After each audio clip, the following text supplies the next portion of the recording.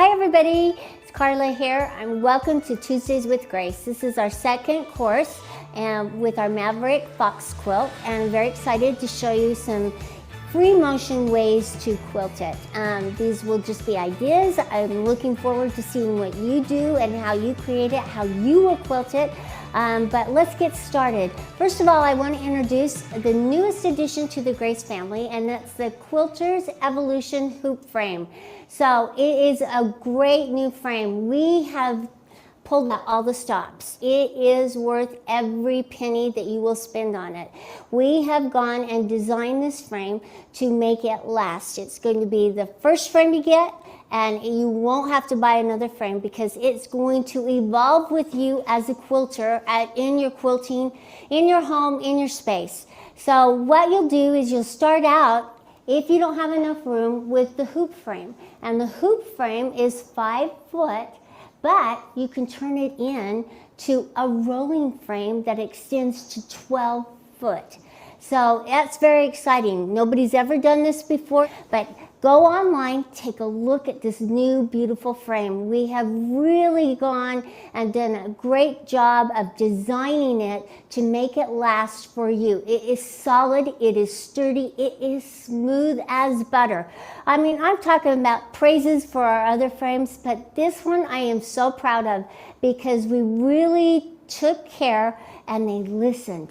And they heard all the complaints that we had, especially with the joints lining up, and you get that little bump when the joints are lined up. So they've kind of separated them so they're at different segments. So it's just smooth from starting point to end point all the way across your frame.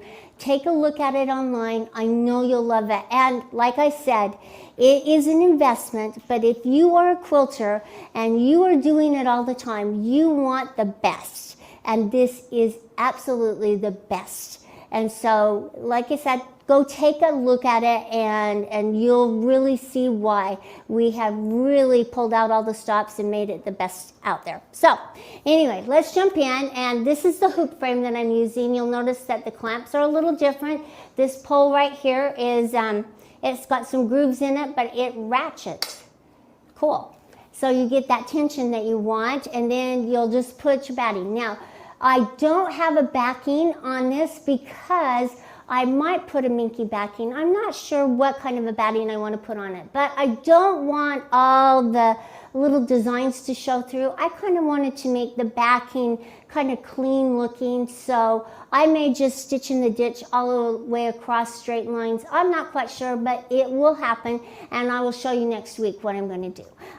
But in the meantime, notice how I'm using a double layer of batting, and I am going to stabilize my blocks as I'm quilting because I'm using bamboo batting.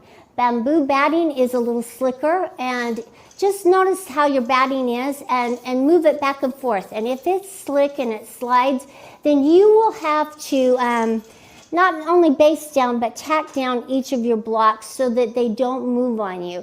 You know, that's something that we always want to blame, like the automation or things like that. But the fabric gives and it moves. It's alive and well, but we need, as quilters, need to adjust our tactics and how we're quilting to make the quilt accommodate us, and so we will stabilize it by tacking down each of the blocks. So what I mean by stabilizing it is I would stitch in the ditch all the way around, like the triangles, to position it so it's not going to shift and move.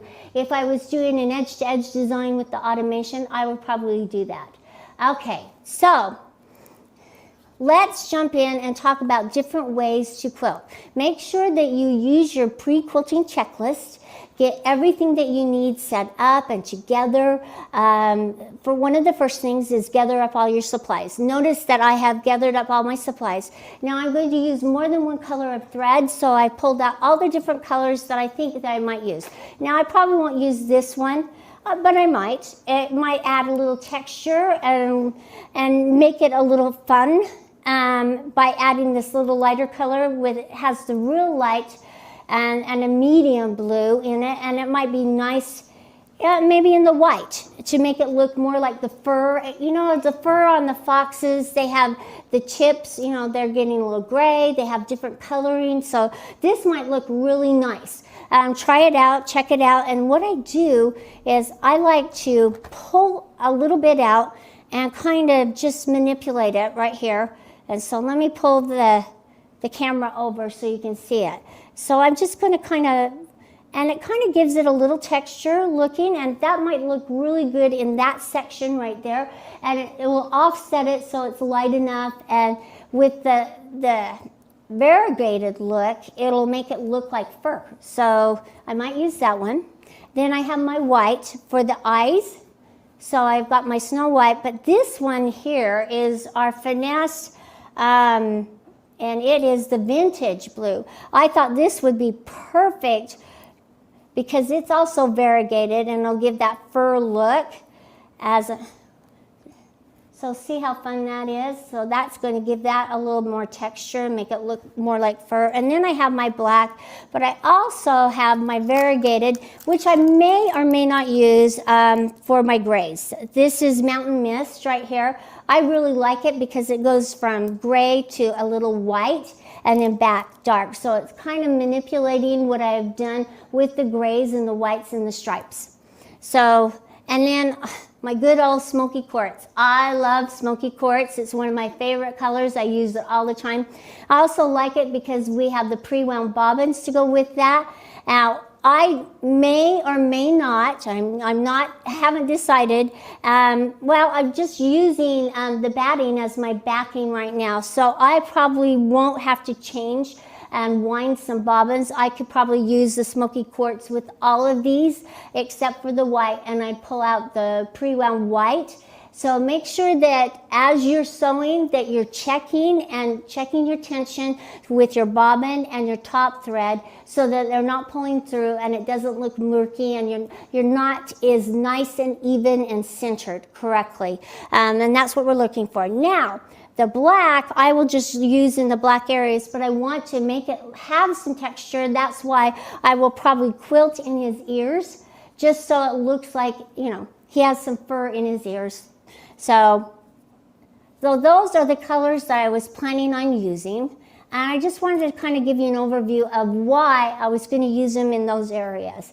Now, let's talk about designs and how we want to quilt it and some ideas that I've gotten from some of you on how to quilt. Amy Westmeyer, she sent me an idea that I thought was fabulous and I wanted to share it with you.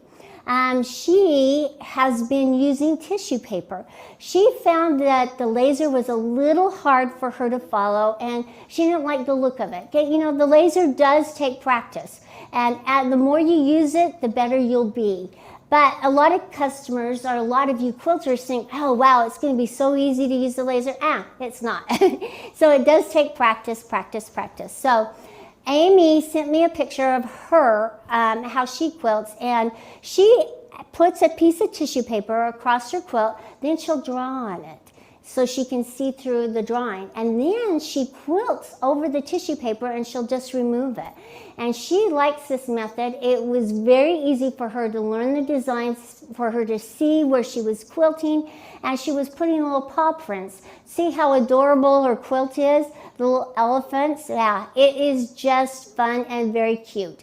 So great idea. If you guys have any ideas that have really helped you, let's share them. That's what this community is all about, is sharing so we can enjoy what we love and you know, with others and get them involved. Okay, so thank you, Amy. Great idea. And now I'm going to show you a couple of my ideas. And then I would love to send me an email, Karla with a K, K-A-R-L-A, or hashtag us with Tuesdays with Grace and the question and answers if you have questions, or just hashtag us to send us your photos so that we know that you're following along, so we can follow along with you. Remember what Devin said last week? If you don't remember, go back and just watch that first little bit.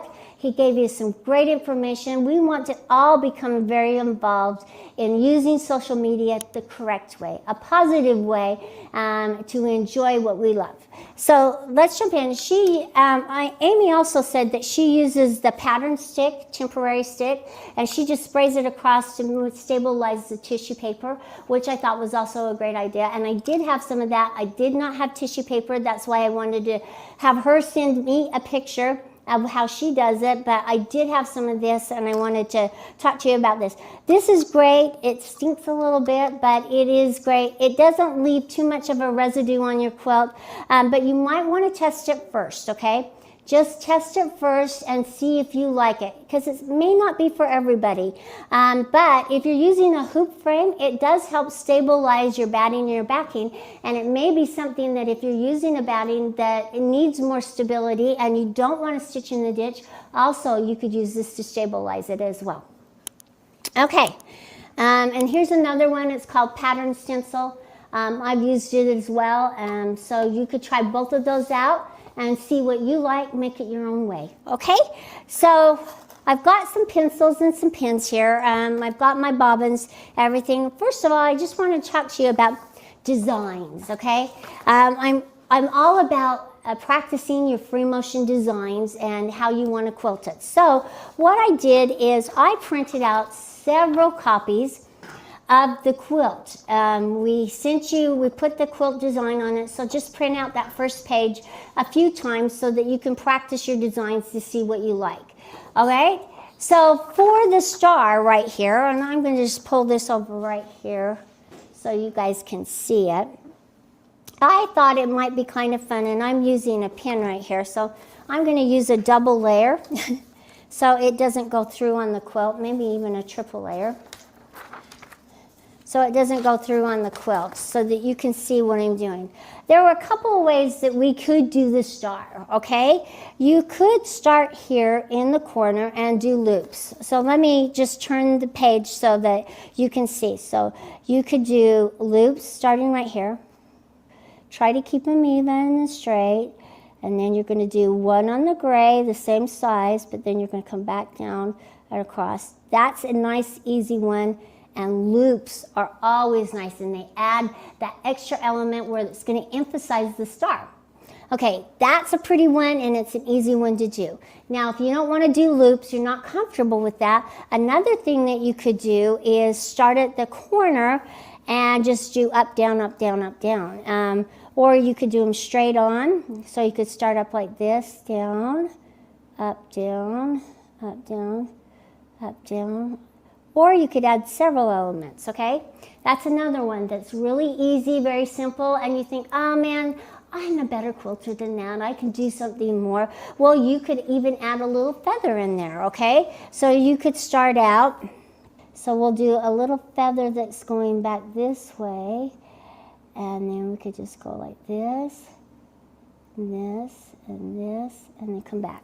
Okay, so you could add something like that. That's nice too. All right, so let's talk about the star area, okay? And that was just kind of a little, what do we want to call it? Paisley. Let's call it paisley. Now you could add another little paisley inside there. You could do whatever, and then you could fill in this area right here with just little circles to emphasize it. That's really fun. Now I'm picking up my pencil, but... Or you could use the micro stipple foot, and that just emphasizes it a little more, so it makes it pop. Okay, so let's talk about the star right here, the star points. So one that I really like is the figure 8. I really like, it's very easy to do. So you're going to start right here at this point, and you're going to go up and loop and back, up and loop back, up, loop, back. Just go back and forth. Just have fun. Okay, that's one. And you'd want to do this one on both of these. So I'm just going to turn this. I'm going to start right here. And by practicing this really helps your muscle memory and helps you to know what you're going to do. All right. Then another one that I thought was kind of fun is I would take my ruler. I've got my ruler base on, so I'd use my ruler and I would follow along a 1/4 inch in. Now I'm not going to use my ruler right now, but I'm just going to eyeball it. So I would just go in, start right here, go down a 1/4 inch, back up and across. Then I want to come back this way and just kind of do a loop like this all the way. And that's kind of a fun one as well. Now, you don't even have to go in a 1/4 inch to make it look fun. You could do that as well, just like this. And that would be fun. And then maybe you could fill this in with something, or you could do it again. So there's lots of different ways for you to quilt. You can make it as complicated as you want, or you could just make it simple and easy, because this isn't a quilt that's going to call for a lot of elaborate quilting. It's just really kind of a fun, simple, whimsical quilt, and that's what we want to add. We want to add a little bit of that whimsy. Now let's go to the fox. Little Maverick here. Okay, so as Amanda and I were talking, we were trying to figure out what's a great design, and she came up with a cute little design that I thought was kind of fun, and it was kind of my tiger eye but coming into a point. This is kind of what I wanted the texture to be like for the first. So I want to come down, go like this, and then kind of go like this. And then I'm going to come down again. Now see this little area right here? Now I'm going to come up, do another little spiral, and make it a point. So I'm going to just keep doing my points and come out. I'm going off the page, but see this little space right here? Now I'm going to do another one and go up and do a little point and come back down. And as the more you practice it, it looks much better quilted than it does for me to draw it out. But it's a lot of fun. So just practice it so you get how you're going to move or what areas you're going to want to move in. And then we're just going to kind of keep echoing.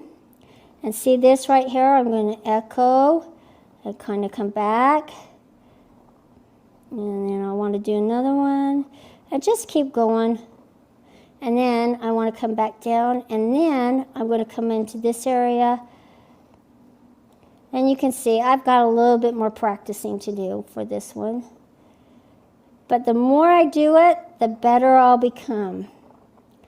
And I'm just going to echo back and forth till I get to a spot where I want to do it. Okay. So I was getting a little better over here because I was getting the idea down. So practice this one. It's really fun, and it's going to mimic the fur on it, but it's going to give it that little nap, you know, with the little spiral in it. So that one will be easy for you to practice, and she will have that online so that you can practice, practice, practice. Turn it several directions. So because we're going to be working on several different sections of the fox. Okay, so if you have a hard time with that, let's go to his face, and let me show you another little one that's easy to do. Let me show you this one. So this one is kind of going back and forth to a point, back and forth to a point, and see how that's kind of mimic the fur, but it's just different and just easy, a little easier to just practice, okay? So now we're just going to take it and then practice how we want to do it on the fox itself, okay? So right here, you could even practice this one going down like this to a point, and then go back up, back down. Now I want to go this way, back down, back down, back down, and then end up there. So anyway, you could just do that. And if you don't like that, that's kind of fun. You could do straight lines. Now we want to make his cheeks. Do we want to make them the same or a little different? That's what you're going to decide. And let me show you some of the ones that I worked on beforehand. This was with just the squiggly lines coming into a point. Right here, I don't know if you can see that. Can you see that with the pencil? There we go. And this one, I just did the points, so I just went back and forth all the way across. It's kind of fun. This, I started deviating, practicing the little spirals in there as well to make it different. Now, you could just do straight lines, and straight lines would be great. Notice how I did the eyes, and I'm going to do them in white. So they're just going to have that texture, but nobody's going to, see it. It's not going to be done in black, so it's not going to be that bold. The quilting is just to make his eyes stand out, so it's going to give it a little bit more pop. So your eyes will be drawn to his eyes. So think about the areas that you want to be drawn to, and the fox is the main focal point. The fox and the star are the main focal points, and that's where we want to do our best quilting, and we want to really decide how we want to accentuate him. So practice that, print them off, have a good time, and explore. Try something new, and don't just digress to the same old design. This is a chance for you to explore your inner quilter and pull it out. And look, I'm not that great, but I get better as I go along. So will you. All right, so here's another one that I did. I thought this was kind of fun, how I just kind of went down and back till the very middle. That was nice. And then this one, I did the same thing. And then for the fur, I just practiced the spirals. So it may be too busy, I don't know, as I'm quilting. So I'm going to quilt it out first before I jump in and do it. Let me show you one more thing, okay? I have a couple more things, okay? I have my Wonderfoot. I really like the Wonderfoot. I love the Wonderfoot, in fact, okay? Because it has several different lenses. I will use the crosshatch lens for my stitch in the ditch. I love stitching in the ditch with this. It'll help me go all the way around, back and forth. And that's what I'll do and I'll use, okay? Then this clear one is for me as I am drawing on my quilt. And it just allows me to see where the needle is positioned as I'm quilting, which is really important for free motion quilting. So try the Wonderfoot. It's one of my favorites. I know you'll love it. A lot of you have it. I mean, we've replaced a lot of lenses out there. So yeah, because they get lost, okay? So make sure you keep them together and don't lose them, but it's a great foot, and you're just going to love it. And it has that little spring on it, so it springs down. It feels like a walking foot on your machine, so it really does help you as you're quilting. Okay, then the next one was I wanted to show you how to print off the name on the quilt or using words just to free motion quilt. I sized it to 225.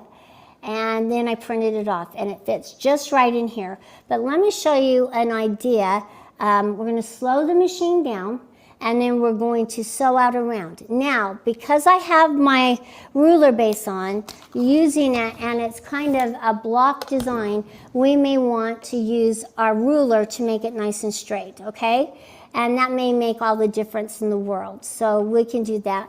But what I want to do is I want to slow it down, so I want to put my SPI. All right, so I'm going to make sure that I'm changed to regulated precise mode. Right here I'm using the 19X Elite Unique machine, and so I can touch the screen and I can change it to regulated precise mode. Now that's my stitch mode that I'm using, the precise mode. When I stop, the needle will stop moving, which is great for ruler work. Now, one other setting I want to change right now while I'm thinking about it is my settings for my needle position. I want my needle to stop in the down position. So when I go in, I'm going to go over here. See these three lines? They're where I can go in and change my settings. So I'm going to just tap on settings, and I'm going to change the needle stop position. It's in up right now, but I'm going to change it to the down position. And now I can tap out of this by clicking on the X, and now I can change my stitches per inch. That's the SPIs. Now I could either slide it,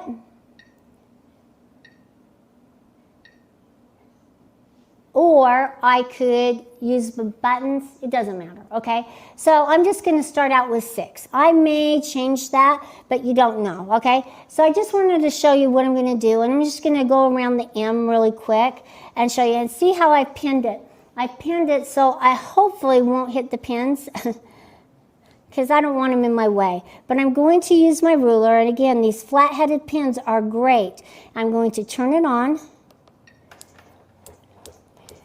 And because I'm going slow and I changed how fast the needle's going down, okay, Now I can change the position of my needle, on my ruler, okay? And this isn't the ruler foot, and that's a no-no, you guys. I didn't change it. So anyway, do as I say, not as I do, okay? Just remember that, okay? So anyway, so we're just going to go across. And then I'm just going to keep moving my ruler all the way up and see, okay? And I'm going to go all the way up. And by me changing the speed, it's going to make it so that my holes, and I can use my pounce. This was just one way I just thought was pretty cool and really easy to do. And we're just going to go around it. And I probably won't get a lot of quilting done today, but by next week you'll see some really fun stuff done. And then we're going to emphasize and show you how to add some automation to it. That's what makes it fun, is you allow me to explore my inner quilter, and you are exploring your inner quilter. And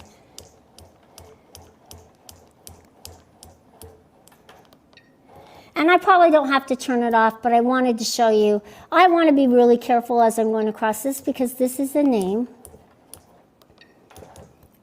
And I just wanted to be exact, and I'm probably not, but we'll see. All right, I'm just going slow. This is not a race.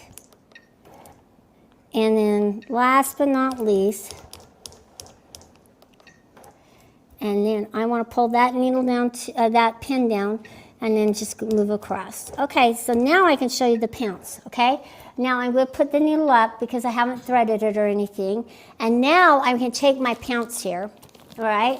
And then I can just pounce over those holes.